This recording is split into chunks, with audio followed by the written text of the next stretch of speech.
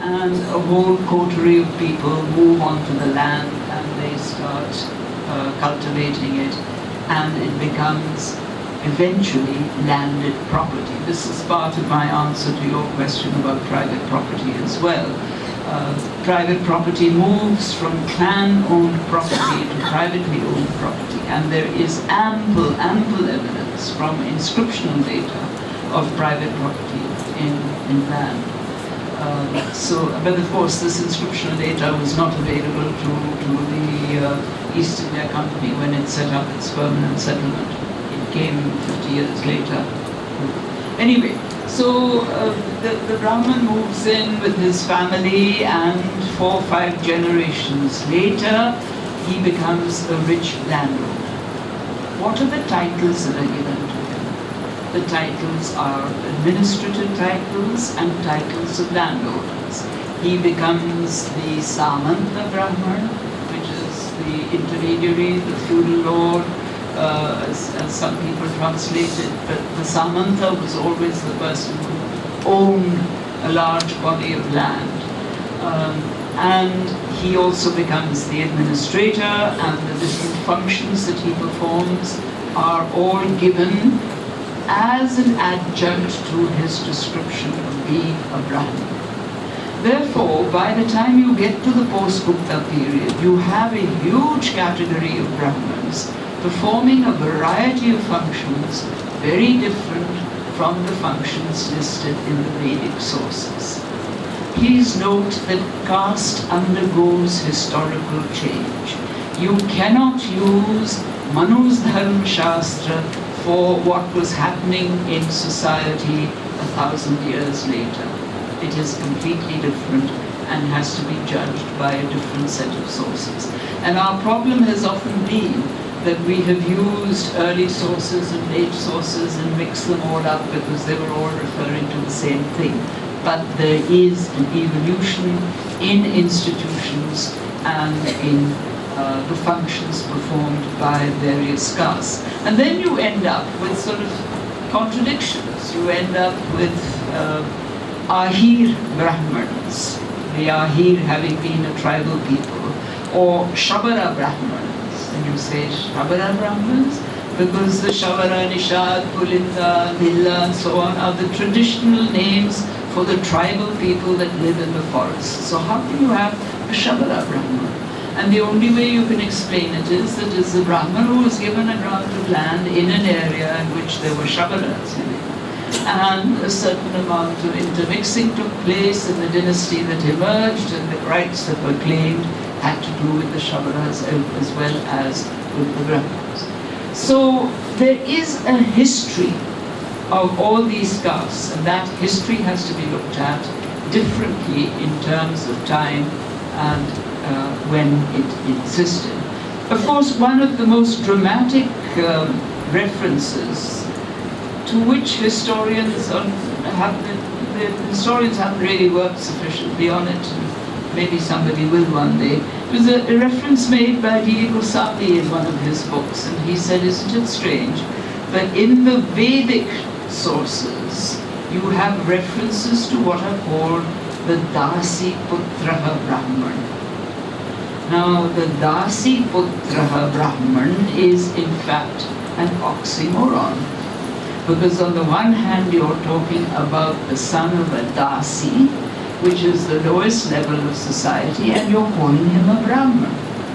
So how does this fit? And the story, the mythology that is connected with this description is very interesting. That these Dasi Putraha Brahmins were Brahmins who had some secret supernatural knowledge. When they first came into Aryan society, they were looked down upon and they were discarded. And then the Brahmins of the Aryan society discovered that the river Saraswati was following these Dasiputra Brahmins wherever they went. So they realized that these Dasiputra Brahmins had some special knowledge and had access to the deities.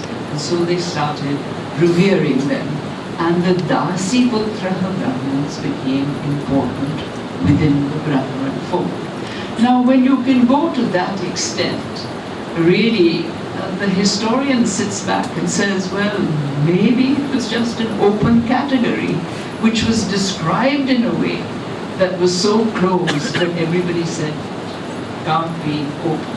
But how do you explain these contradictions? And then when you look at the texts, there are other examples of Brahmin rishis who marry Dasi women and produce sons who are rishis. And so clearly there's a degree of mixing that's going on, and in a sense people who are ritual specialists in virtually all societies are given a kind of distinctive separate status in which they can break the rules, but the rules are really meant for the others who can't break them. But anyway, so it's perfectly possible for people to go out and conquer, to become military conquerors, and then to take on Brahman status. Generally, when that happens, there is a special category of people like that, and they are called Brahma Kshatriya, which is an interesting combination of the two functions. And the Brahma Kshatriya do exist as dynasties and are known. The final question on proto-history, the Rigveda is generally not referred to as proto-history. It's only the Harappan civilization that is referred to as proto-history, because technically proto-history is a period in which literary sources do exist but are not read. So you have the pictograms on the Harappan seals, which are believed to be literary sources. They have a meaning, but the meaning has not been read so far. Therefore, it's called proto-history. The Rigveda, because it produces texts and literature, is technically called history. Mind you, this is a question that has been much discussed by historians, and there are not all that many historians today who would make a sharp distinction between proto-history and history. But that is a distinction that is sometimes made.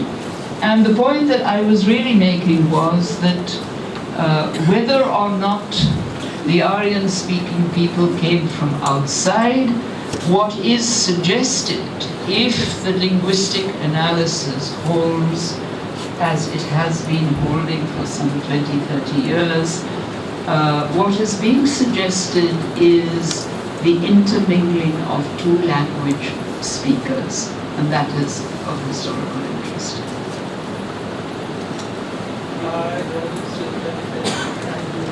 And from International Forum regarding global agenda, is there a need or force that arise and demand a need for different historiography, in a sense inclusive historiography? My question is basically, is there a, due to international demand, is the need for inclusive historiography arise, or is genuinely evolved? Are you asking what is the intellectual influence of globalization? Yeah. All right. Are you asking that? Yeah. Yes, please. It might come across differently. So it's a little anthropologically. Hello? Hello? Yeah. So it comes from an anthropological kind of inquiry where people look at, as you said, history where it was seen as truth, history as the truth, to seeing the past as an abstraction, and then within history an attempt to see alternative explanations of the past.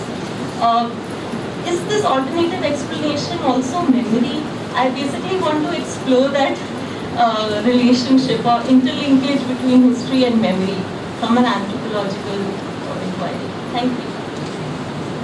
Such an interesting talk. I have a question regarding the history and when you said that there has to be the linkage, the authenticity and the reliable source of the history when we talk about. What about the communities that we are exploring whose history is totally wiped out? And there is contribution by the historians and the researchers which is not acceptable. And when we are conducting the researches where actually the life sources, like the people themselves of those communities, become our source of information. So can that be reliable, and can that itself be contributed in history? The use of historical genetics in encoding history. Now there's obviously great promise in it because you can get a lot of information from things like mitochondrial DNA of the female line and so forth, incontrovertible in scientific terms. But to me, the two questions this raises. One is potential contradictions with other kinds of histories that might have been carefully built up through evidence as well. And secondly, the troubling tinge of essentialism that this introduces into work that otherwise would be more open to flexibility and interpretation. There's something about tracing DNA that seems to buttress a final truth, so to speak, that if we came from here, then that's it, end of story, closed chapter. So how do you deal with both of these questions? Do you use this sort of material in your work, and what are your pointers? Thank you. Especially in teaching and learning. So I understood the challenge of in front of us, especially teachers teach history in a context where there is a confused subject and a confused historic belief. So my doubt is coming is especially the immediacy of the past, which I find when I interact with the students is something which is very challenging for us as teachers. So what is the role of historians, or the way it is presented? Because I find it like in a pedagogic process, the process is important than the text most of the time. So there's actually a lot of confusion regarding the immediacy of the past when presenting the history. Raj, and I have a very simple question to ask you. You started your talk with saying that civilization was a very important pillar on the basis of which European historians were able to make sense of large parts of the alien cultures that they visited. So would you agree that now that the civilizational thing has changed in the sense of, the European countries are discovering new interpretive grids, if you like, to describe the same situation to their advantage? Like, has there been a change from civilization, maybe development or developing countries or third world, or these kind of concepts to describe the same problem? Thank you. But I would suggest shared history. How the current historians divided into different nations and states into, I'm asking this question in the context of South Asia, interpreted the history, colonial past, and within the contours of national and state identities, and how they look at it.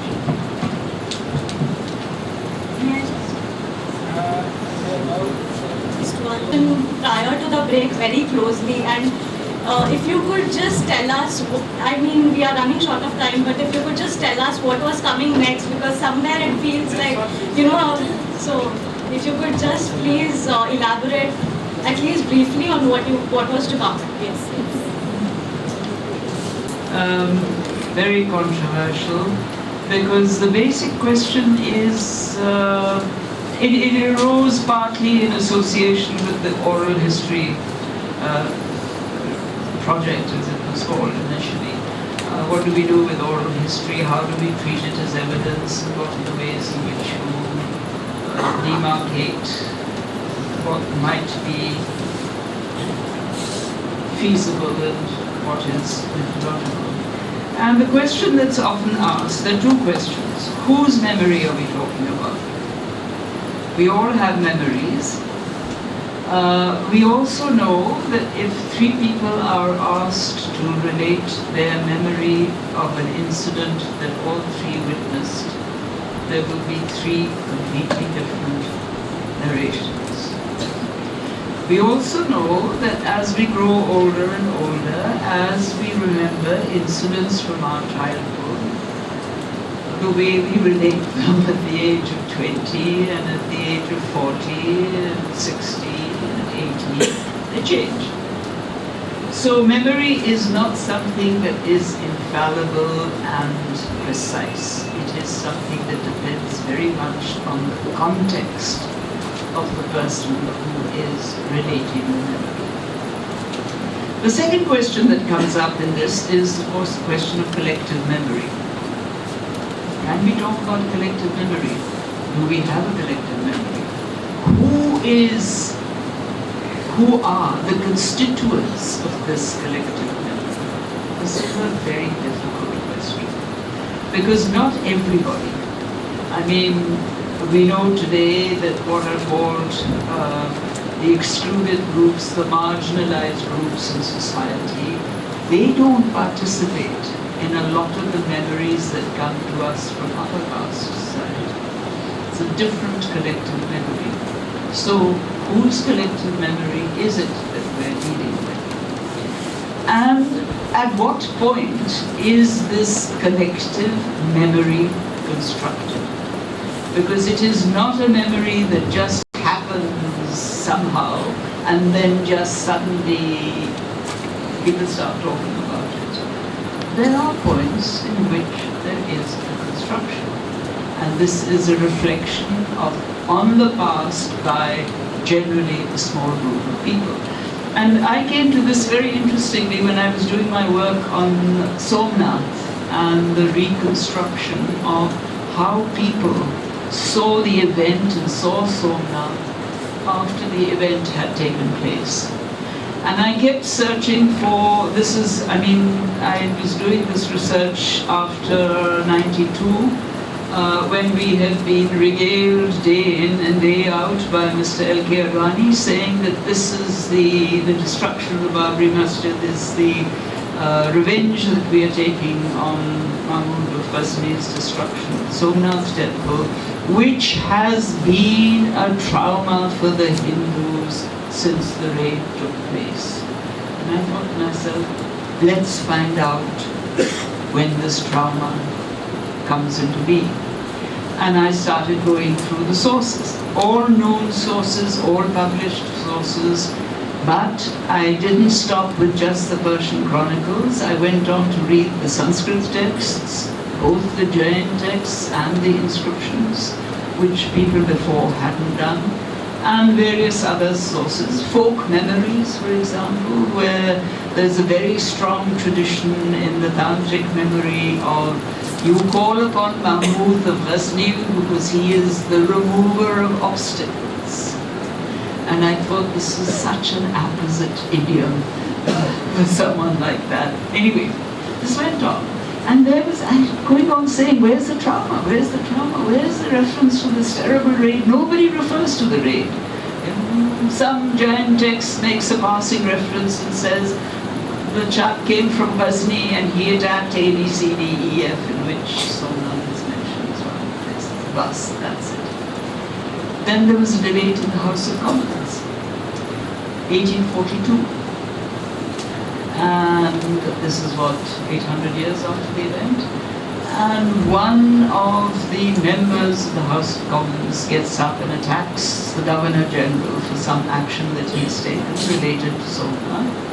And he says, we can all imagine what happened, that when Mahmud carried out this raid, there must have been a Hindu trauma in reaction. And this was the first time in any of those sources that I got a reference to trauma. And then of course it's picked up very quickly, K.M. Munshi picks it up and talks about the Hindu trauma, and it goes on, it becomes legend. And now of course everyone says that the Hindus underwent a trauma.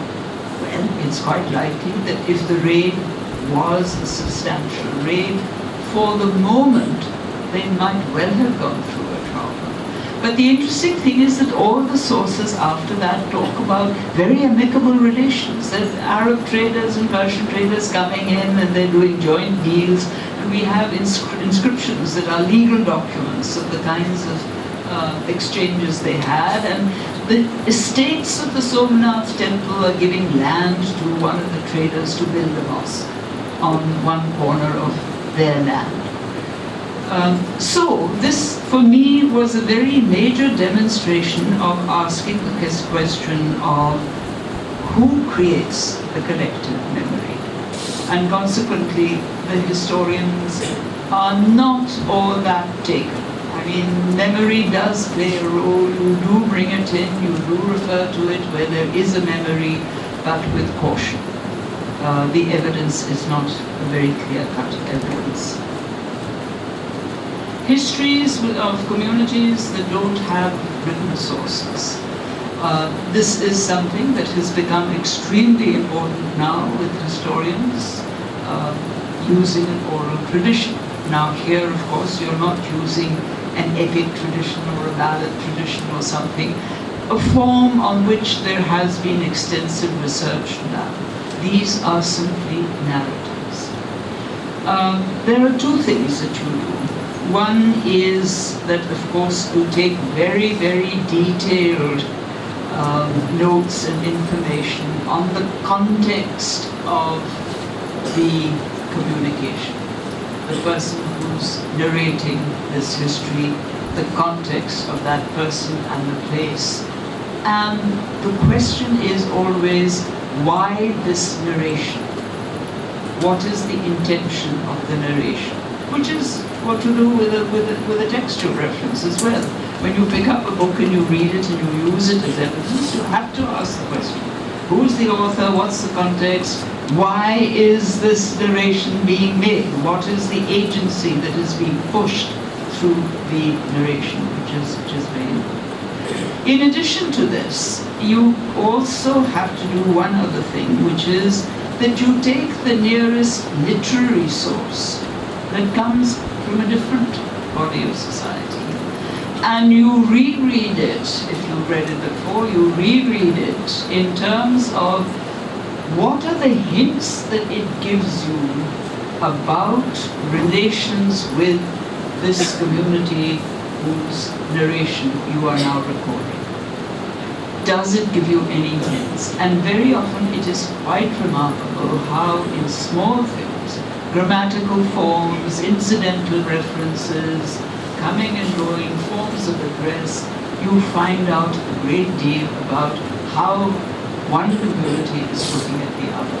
And that was it. Now, the legitimacy of this, obviously, everybody's history is legitimate history. I mean, you know, who am I to say that your history is not what mine is? But it's a question of when you put it out as the history of a community, you must carry your community. And this is the problem I have with all groups that today who say, for example, my sentiment is hurt, and not just my sentiment, but my entire community. And you feel like saying, how are you representing the community? Have you gone around and asked everybody whether their sentiment has also been hurt by this? And half the time, the rest of the community doesn't know what this little group is talking about. So there has to be a backup from the people whose history is being narrated, because fortunately this history is happening in the present. It's not an abstraction. It is something that is actually being narrated in the present, and you can do this kind of checkup. And then ultimately it's a case of the whole context in which the history is being recited that has to be adjusted. Genetics, very problematic. Particularly problematic because this whole debate on whether the Aryans were indigenous to India or not has now been engulfed or brought in through the study of genetics as well. I'm not a geneticist. I stand on the outside. I used to be able to understand what they said in the early days when Gafford, Sorsa, and people like that were writing. Now it's Japanese to me because it's become so technical that half the time I don't know what these formulae mean that they are referring to. I have two problems though. One is that the material that they are using from ancient archaeological sites, burial materials, skeletons. We all know that an organism that has been buried for 5,000 years, like the skeletons of the Harappan cities, they undergo change. There is a bacterial change that takes place. Are the geneticists taking this into account when they do their readings and so on?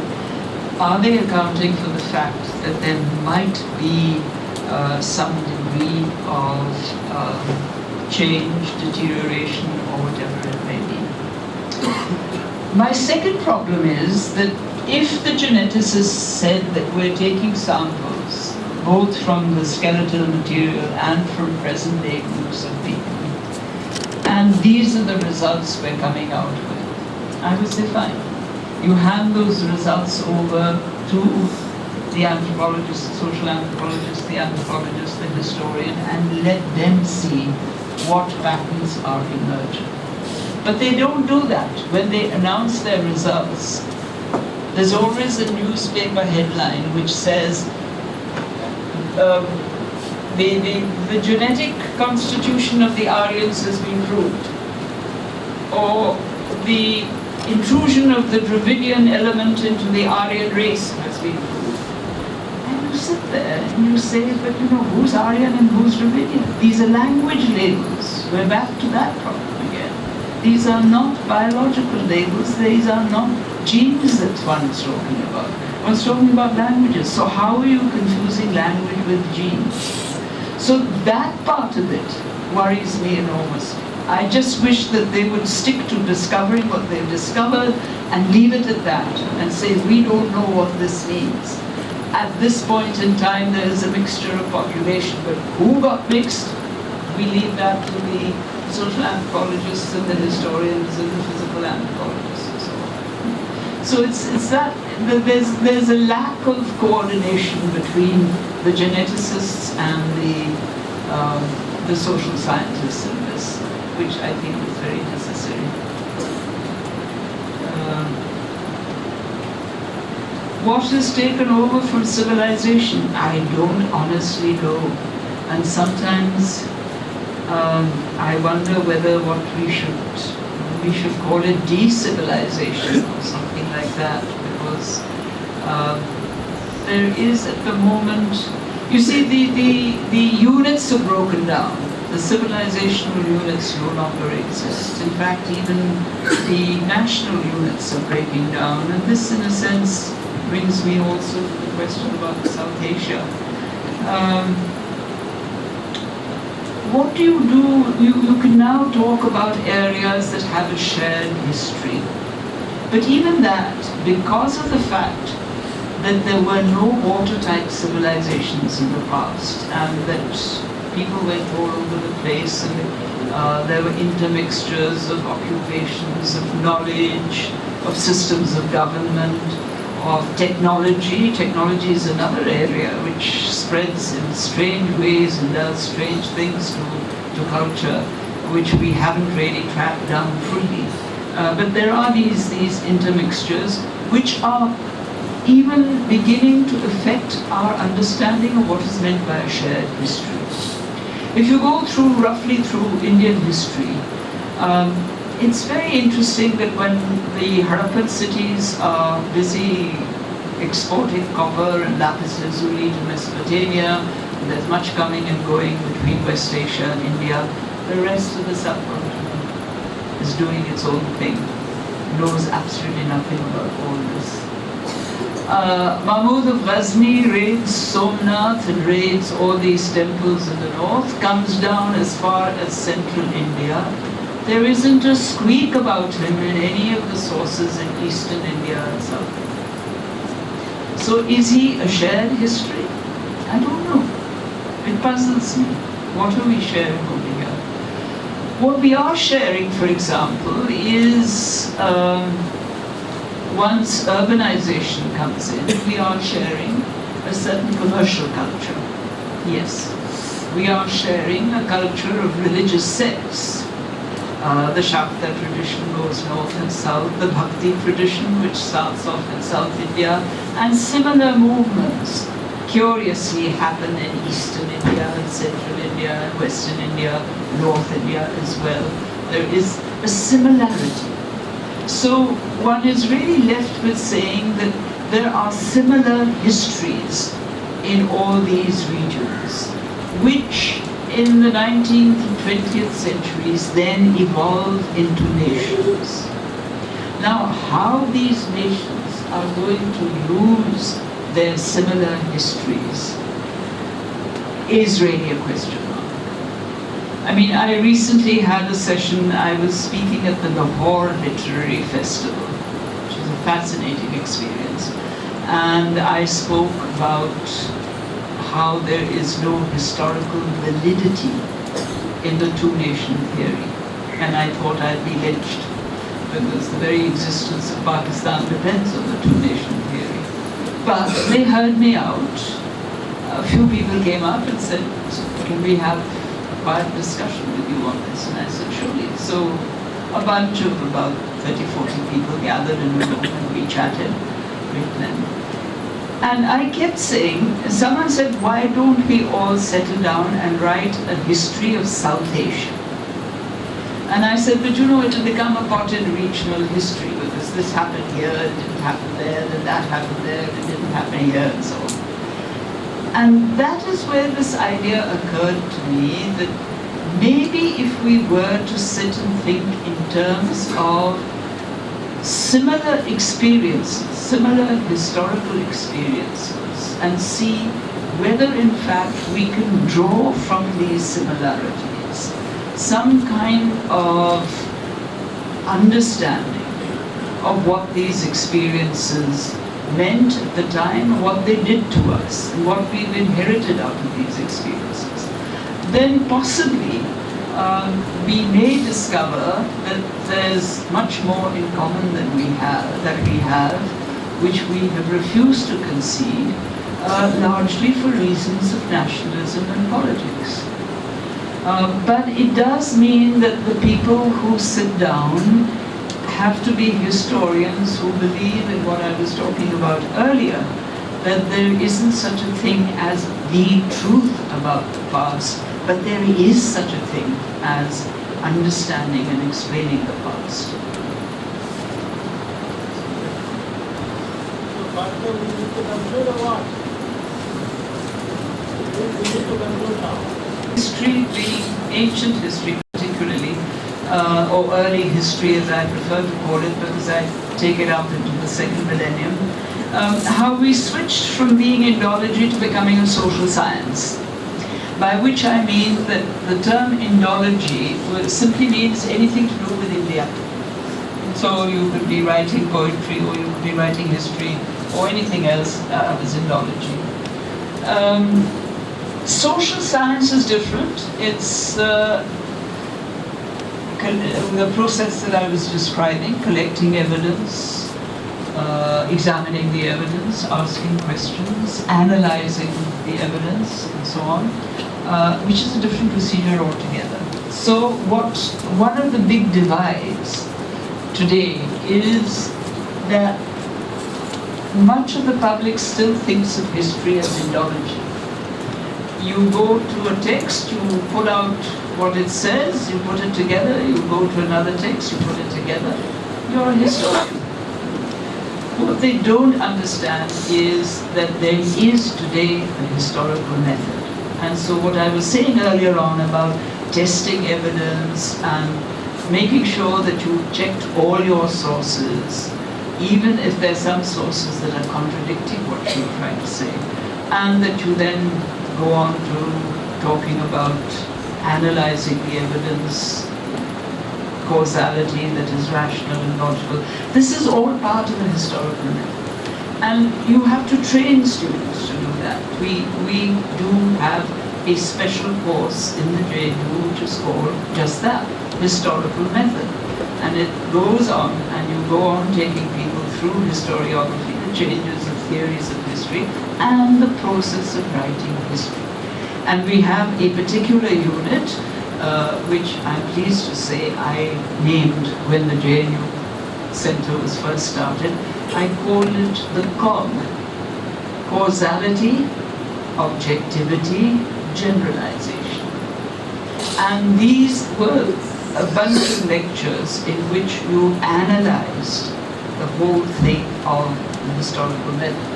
And I called it the COG not just because it's the acronym of these three, but it's the cog that makes the machine work. Unless you have that little cog that's going on, turning and turning and turning, the machine comes to a standstill.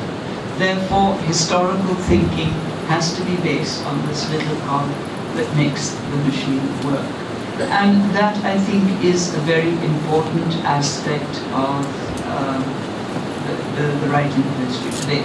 I was going to talk about how you have a kind of prehistory of the social sciences in the writings of people like Dalai Nauroji, for example, who raises the question of the drain theory, which triggers off a lot of interest in economic history, which didn't exist before.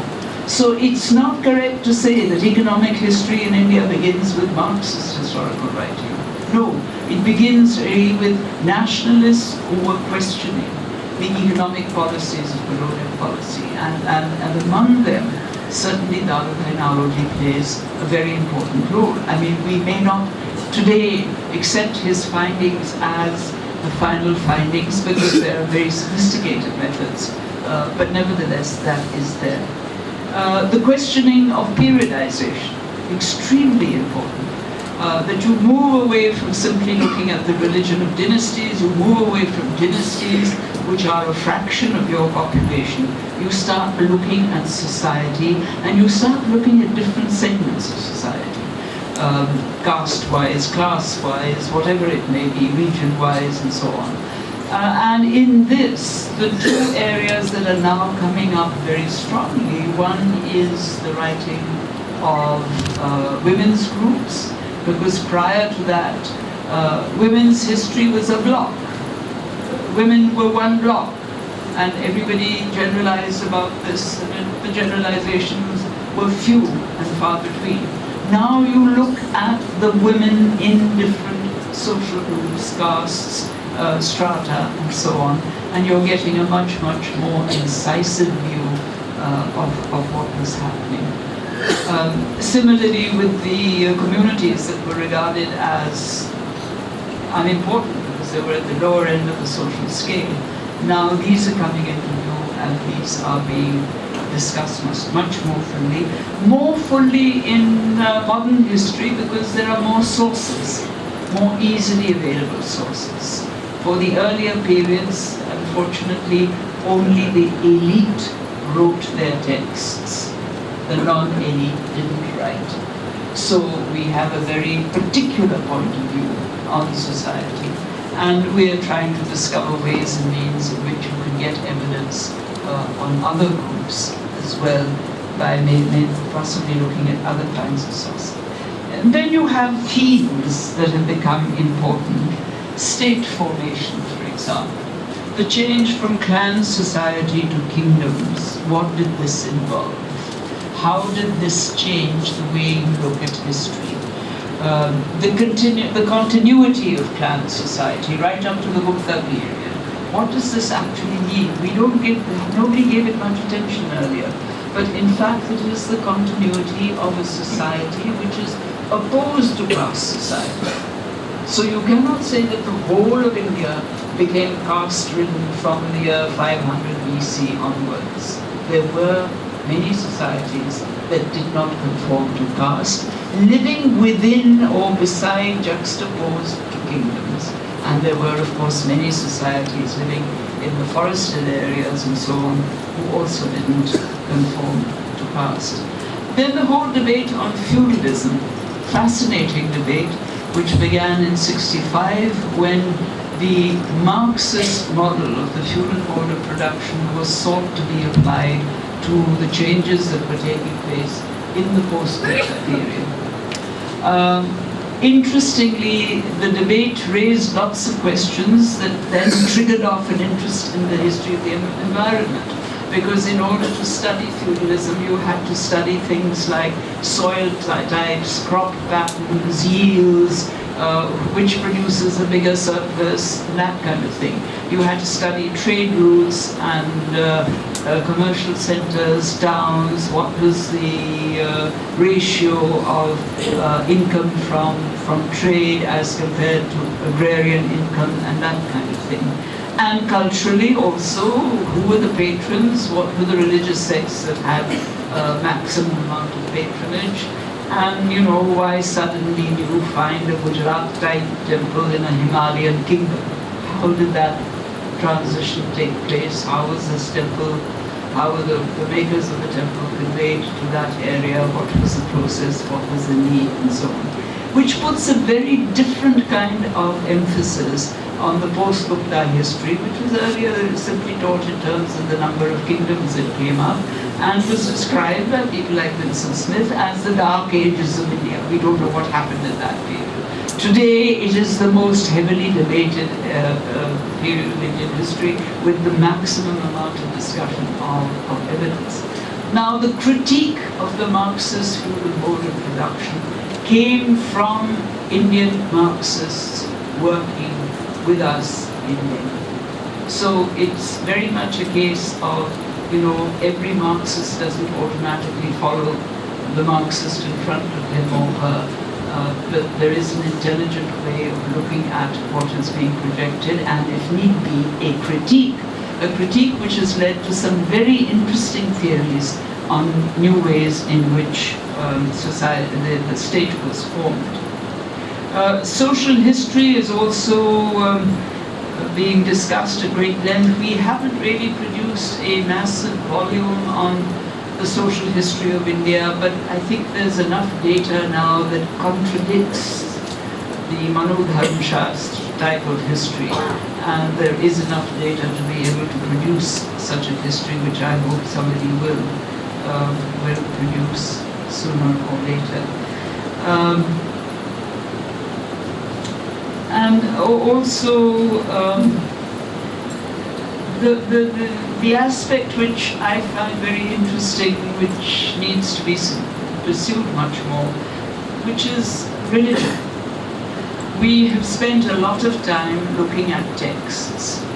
The theology and the textual history of, for example, Hinduism and Buddhism has been researched very fully for many periods of history.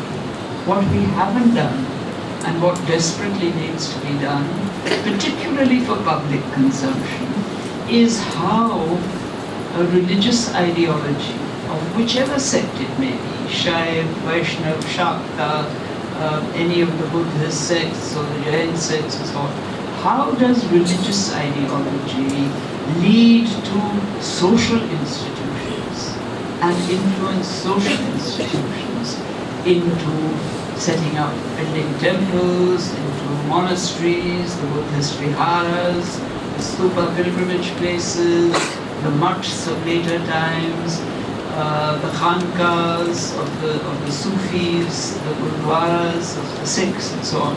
How do these social institutions give a direction to society? That kind of linkage between belief leading to something concrete in society and that something concrete giving a direction to society, this is something that we desperately need to do. That's what I was referring to.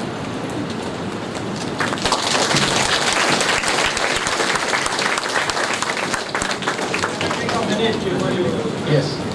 Yes, I impose my chairpersonship.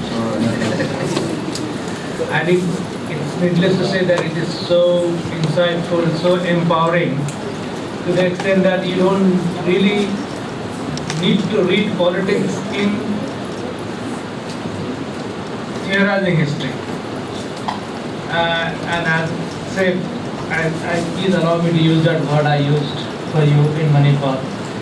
Professor Rabindranath Tagore has an idea and very powerful ideology that went through the lecture, and so you don't need to locate or look for politics, which is inbuilt into her own presentation. So yesterday we discussed about is there a politics in theory, and in your presentation it is already inbuilt.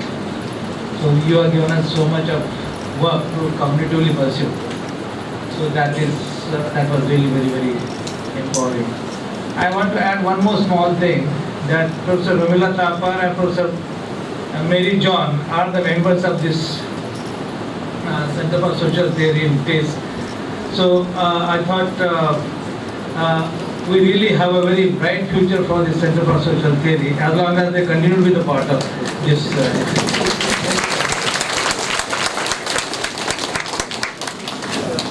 Thank you, Professor Guru. I'll come to that in a minute. But our deepest thanks to Professor Thapar. We all know she's extremely very, very busy, and despite her very schedule and her her age, she has taken all the trouble to come to meet us and talk to us and patiently answer all her queries.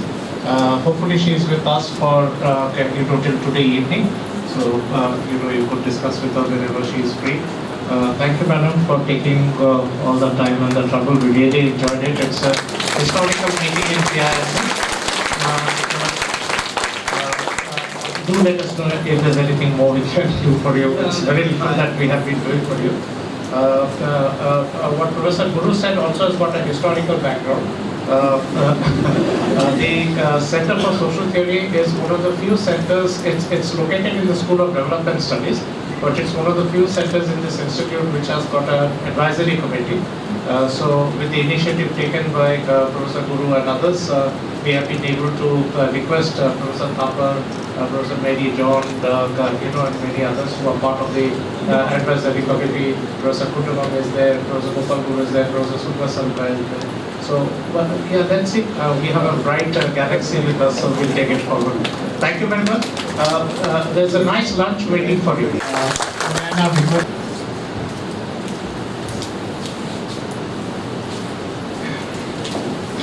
May I now request Sunija to give our institute shawl to Professor John.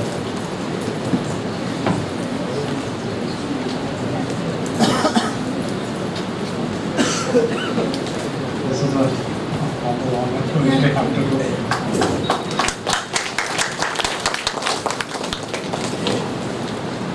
So I wouldn't take up much time, so I would hand over the session to Professor John. Thank you.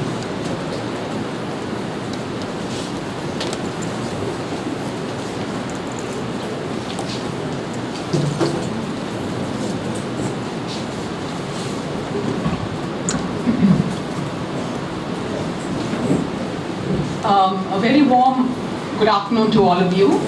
I guess you can hear me, right? Yes. At the back? Yeah. I must say I'm quite, how shall I say, nervous, maybe a mild word to use. I had hoped that after the wonderful treat you had this morning with Professor Thapar, the equally wonderful lunch, and then the challenge of the electricity, that I might be facing a more or less empty room, but that is not to be. So without further ado, let me just say a few things. I'm very, very grateful to be here and be part of this clearly very significant event here at TISS. I would like to try and share with you two short, I'm trying to make them shorter given the time constraints, presentations that I hope will help us think with feminist ideas. That is to say, what I'm trying to do here is not so much and I'm hardly going to be talking about the latest campaigns, least of all those around violence that have, as it were, re-energized the movement in ways we could not have imagined. But I'm going to try and sort of step back a bit, and in the spirit that I understood of this event around thinking about social theory, my effort here will be to ask questions and to try and lay out interpretive grids or terms that I feel have been very critical in the history of what we might call, I call it feminism, Not because necessarily everybody agrees with what that term means. In fact, it's a term that mostly, and that's itself a very interesting question across the world. If you use the word feminism, it's a provocation, and most people will say that they're not feminist. So my interest is not in whether we identify with the term or not, but rather in using the term to name what we otherwise might call the women's question, the question of the rights and wrongs of women, and think in terms of the ideas that have, as it were, shaped and helped us to take this question forward. So the first presentation that I'm going to read from is to think about the interpretive grids that have shaped, in my view, from the colonial period to the present, the ways in which the women's question has been, as it were, thought about, and the kinds of critical terms, critical vocabularies that have helped us to give it a direction and make change happen. And in the second presentation, I'm going to use a topic that might, for many of us, seem a very boring one, which is the question of labor. But I want to use the lens of labor to try and open up the question that, or the notion that many of us otherwise use quite happily, and that is the notion of intersectionality. It's a notion that has come up in women's studies and in feminism. I don't know how many of you here are, those of you who are women's studies people will probably be very familiar with it. Some people say that it's the only actual original term that has come from feminism, of any of the terms that we might use.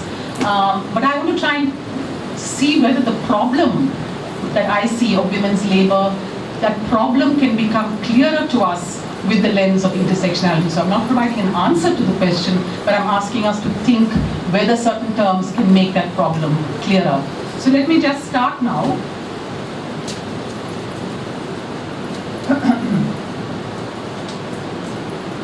So in other words, the kind of engagement that I'm looking at is less about telling you, okay, what have been the great campaigns or issues or events of the movement.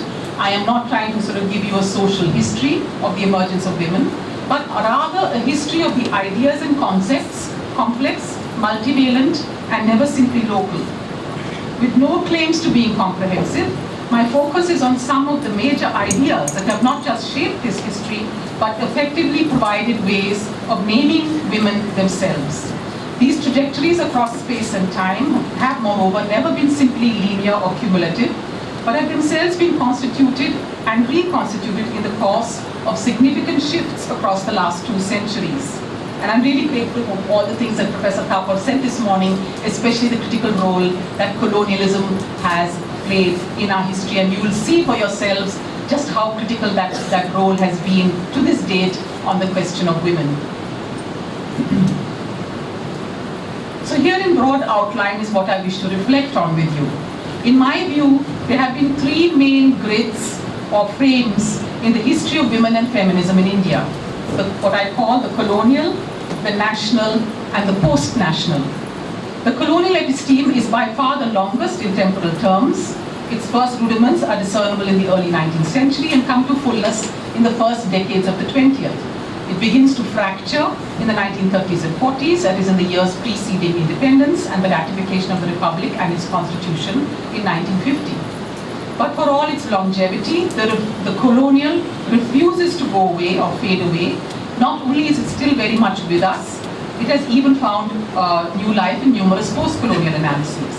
My second episteme is the national episteme, whose rudiments are visible first in the 1940s, but which finds its fullest expression in the form of a critique of the Nehruvian nation state in the 1970s and 80s. The third episteme, which I have called post-national, has been gathering force since the 1990s and is the one we are uneasily, I think, still inhabiting at present.